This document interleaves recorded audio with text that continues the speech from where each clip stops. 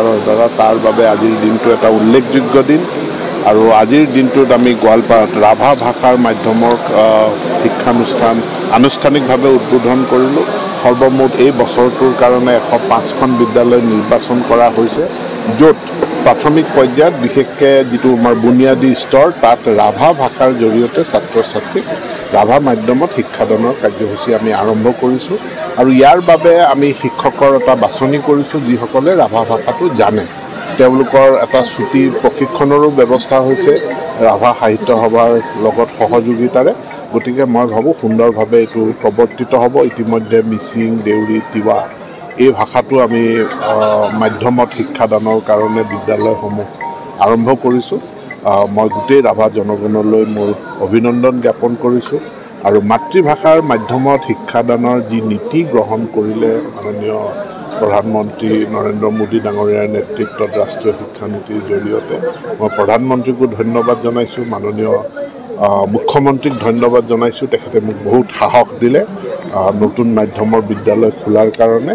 গতিকে এটা নতুন দিন আজি আমাৰ শিক্ষা খণ্ডত আৰম্ভ হৈছে। ছাৰ, আপুনি কৈছে ৰাভা ভাষা আচলতে সংৰক্ষণ প্ৰচাৰ প্ৰসাৰৰ দায়িত্বটো কেৱল কণ শিশুসকলক হয়, আমাৰ প্ৰাপ্তবয়স্ক হ'লেও তাৰ দায়িত্ব ল'ব লাগিব। আমাৰ ৰাভাসকলৰ কেইবাটাও ফৈদ আছে, স্থান বিশেষে কিছু অঞ্চলত ৰাভা ভাষাটো 100% ব্যৱহাৰ নহয়, কিন্তু ভাষা এটা হেৰাই যোৱাটো খুব ঋণাত্মক কথা। গতিকে আমাৰ কৃষ্টি সংস্কৃতি যথেষ্ট চহকী, আমাৰ ভাষাসমূহো চহকী। গতিকে যিখিনি অঞ্চলত ৰাভা ভাষাটো হেৰাই গৈছে তাতো পুনৰুদ্ধাৰৰ কাৰণে বয়স্কসকলে কাৰ্যব্যৱস্থা গ্ৰহণ কৰিব বুলি মই আহ্বান জনাইছোঁ।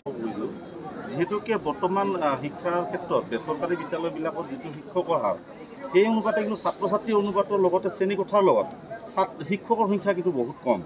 বেচৰকাৰীটো লৈ মই কনচাৰ্ণ নহয়, আপুনি চৰকাৰীটোত কি আছে এইটো মোক প্ৰশ্ন কৰক। নহয়, আপুনি চাব চৰকাৰী বিদ্যালয়বিলাকতে যেনেকুৱা হাৰত ছাত্ৰ ছাত্ৰী আছে সেই অনুপাতে কিন্তু আমাৰ শিক্ষক নিযুক্তি চাওক, অভাৰঅল আমাৰ তথ্যই এইটোৱে কয় যে আমাৰ প্ৰতি 20জন ছাত্ৰ ছাত্ৰীৰ বিপৰীতে LP স্কুলত এজন শিক্ষক আছে।